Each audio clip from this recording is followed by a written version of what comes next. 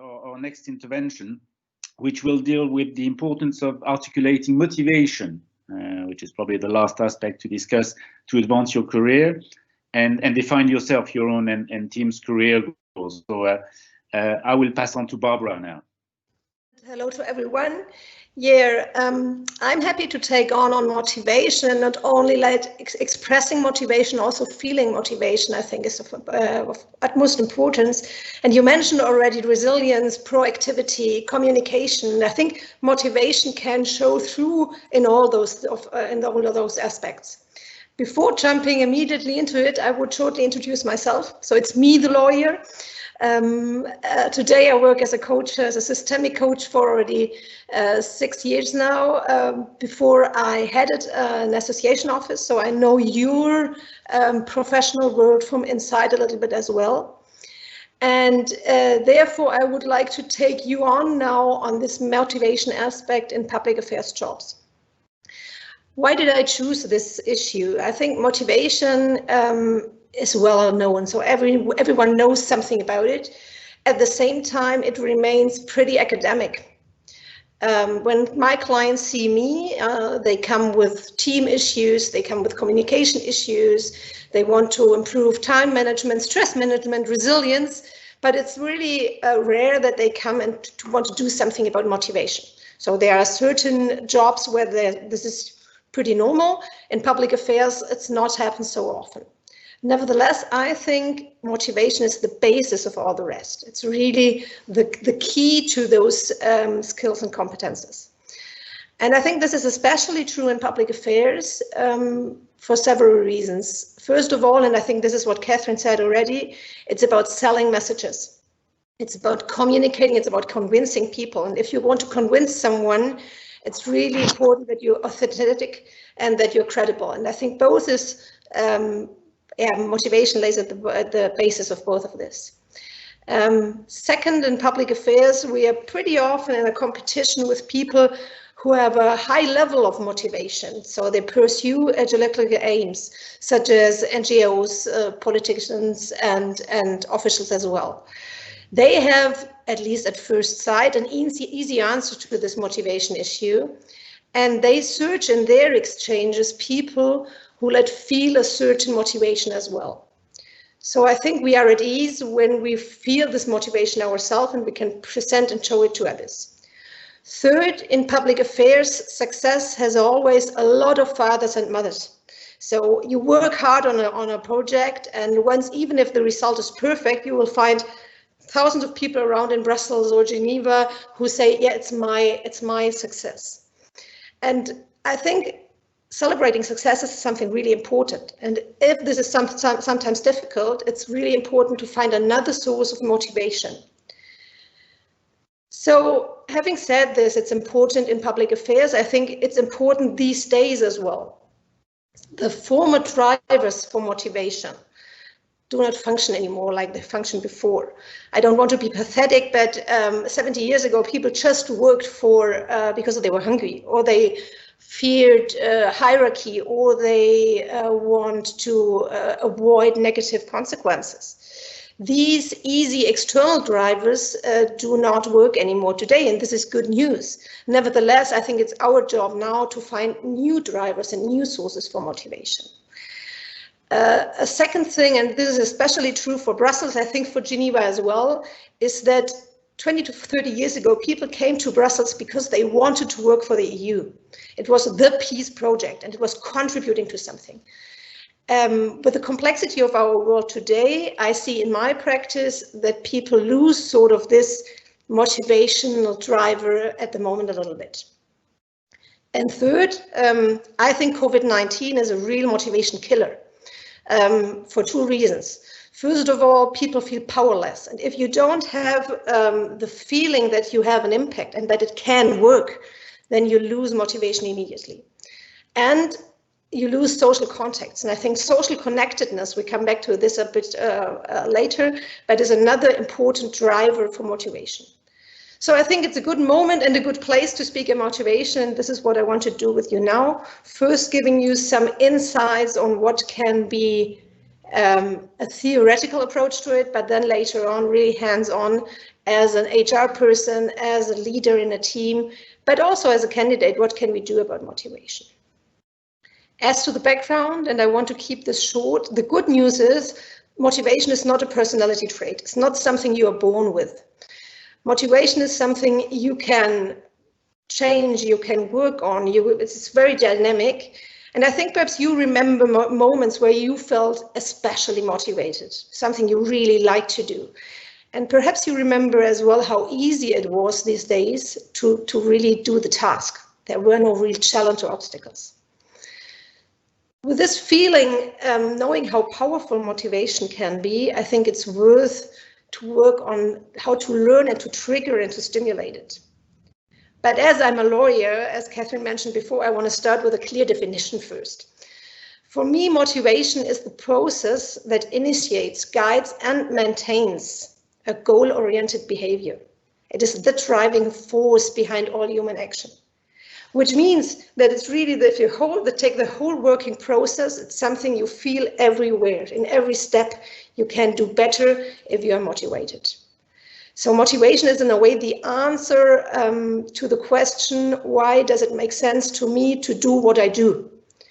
And there perhaps I find another answer than marked it. It's not only money, I think there are a lot of other reasons as well. Even if salary is close to our hearts, I think we do good to have other drivers as well.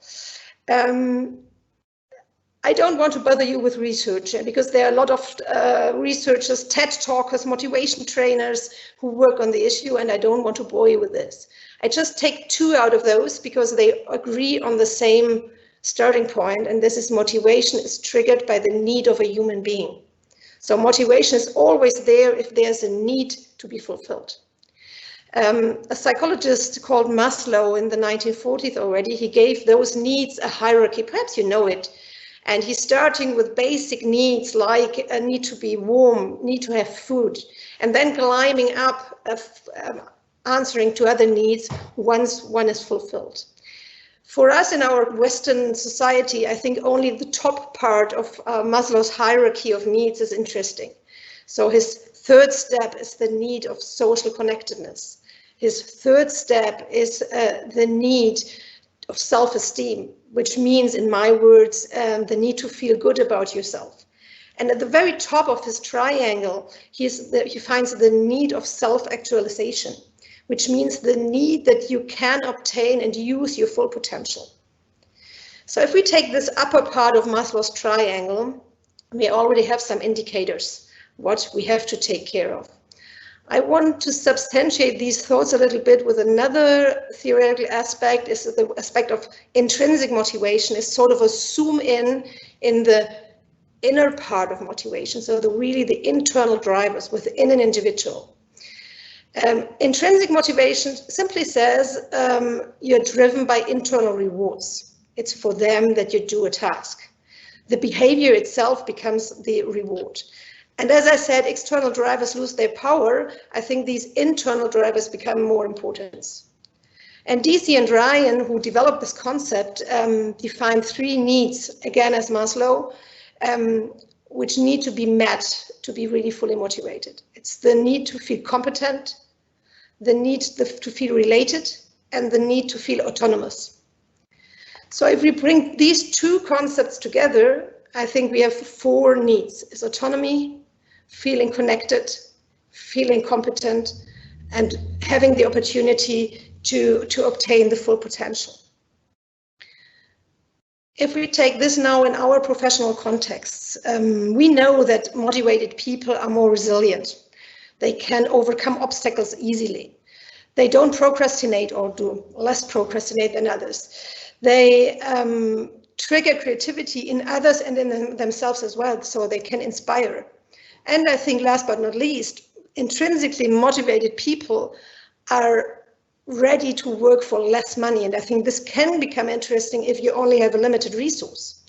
So I think within a whole HR strategy or HR development, motivation can be important in different aspects.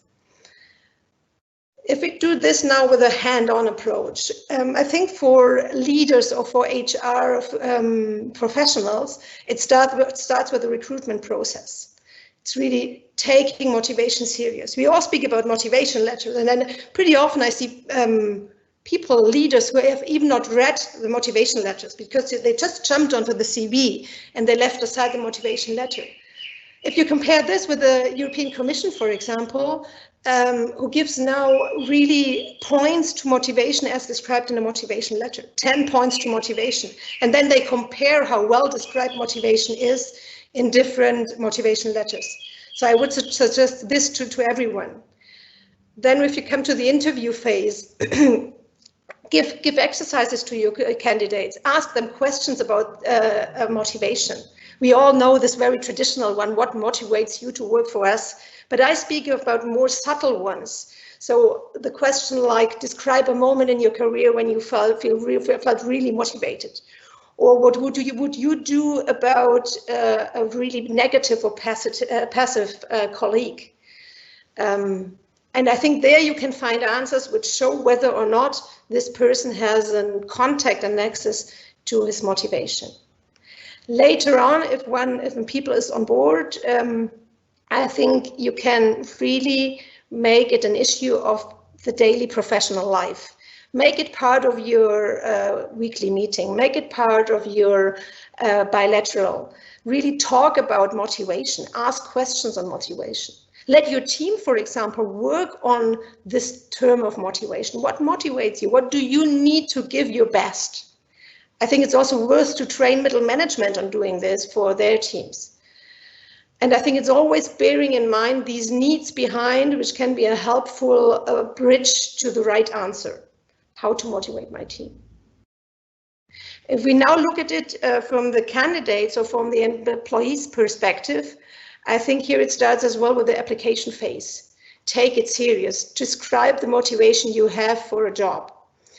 I think this makes the difference when comparing motivation letters. It makes a difference in interviews, and it makes a difference in salary negotiations. I think it meets very well the point of personality.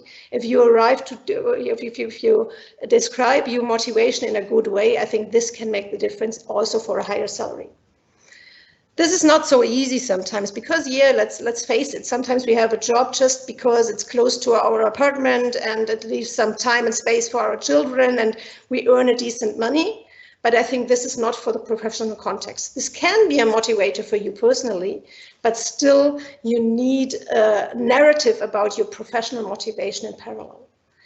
And I think with all the needs I described before, you can work on this on your own. Just ask yourself, what is the value behind my job, which is important for me? How do I feel socially connected in my job? What is really stimulating me? Where do I have a learning curve? And I think this can create a professional narrative on your motivators and your drivers. Once you have a job, and I think there it means as well the same I said before for the employer, it's important to talk about it. Tell your boss what you need to be motivated. Tell your boss where you want to learn something. Tell your boss what you want to improve. And I think, and this is a reflection exercise for perhaps every one of us, try to renew your motivation narrative all the time. You can do a little exercise when entering your office building or pushing the button of the elevator or switching on the computer in your home office time. Now, always just ask a question, why this job is at the moment better than not having this job. As simple as it is. So as I run out of time, I know, I will do a quick wrap up just to remind, because there was a lot of information. If we decide to take motivation serious and to use it as a tool for driving our professional activities, I think we have the 4 issues in mind. Be aware of the needs and the means how to meet them. We make it discussable, so we find a language for motivation. We are aware that it's a joint effort for both sides, employer and employee, and it's an ongoing work. And there I want to quote an American motivation trainer, Zig Ziglar. He lived already in the 1920s. And he said, people often say motivation does not last. And he answers, neither does bathing. This is why we recommend it daily. And I think this is all in there, and I assure you, I think it's worth doing it. So I hand over back to Christoph now. Thank you, Barbara. There are questions related to your part around motivation. The first one is, do you think motivation can be linked to your values?